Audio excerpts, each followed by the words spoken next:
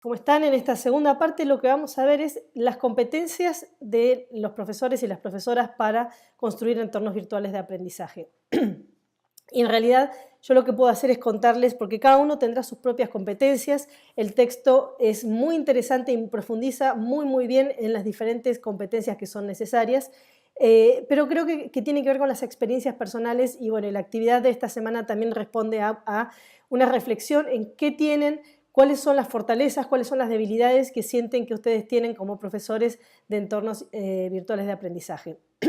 Algo que yo creo que es muy importante y que es fundamental, que no es solamente en entornos virtuales de aprendizaje, es la capacidad de desarrollar rutas de aprendizaje para nuestros estudiantes. ¿De qué manera vamos a proponer y acompañar los aprendizajes de nuestros estudiantes?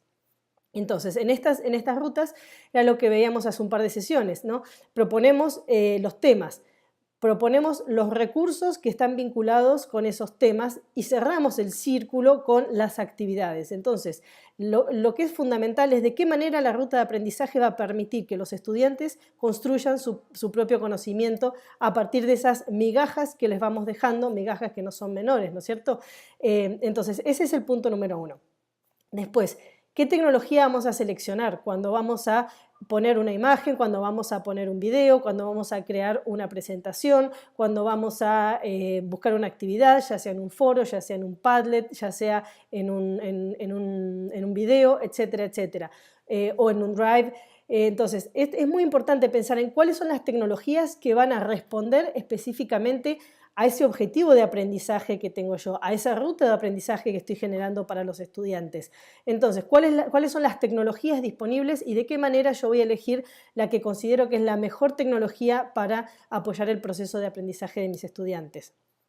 Otro punto importantísimo es promover la participación. ¿De qué manera voy a promover la participación? ¿De qué manera voy a revisar la participación? ¿De qué manera voy a tratar de reajustar y reorientar cuando vea que las conversaciones no están enfocándose en los objetivos de aprendizaje que tengo para esa sesión? Entonces es un rol de moderación, es un rol de incitar a la participación. En muchos casos sucede que los estudiantes no participan, entonces ¿cuáles son las estrategias que yo voy a tomar para que mis estudiantes participen de las conversaciones? ¿Cómo voy a orientar? ¿Cómo voy a hacer la retroalimentación?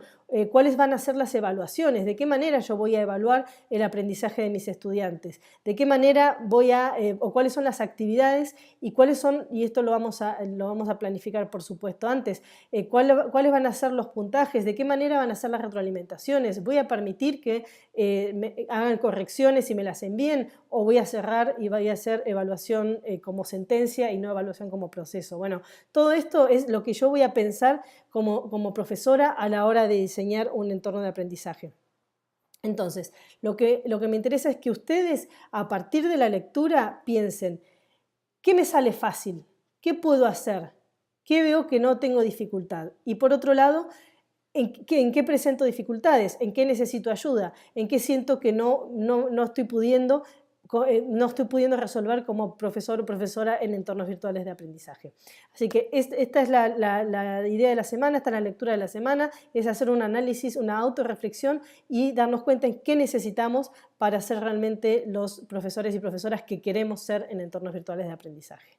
Que tengan una bonita semana.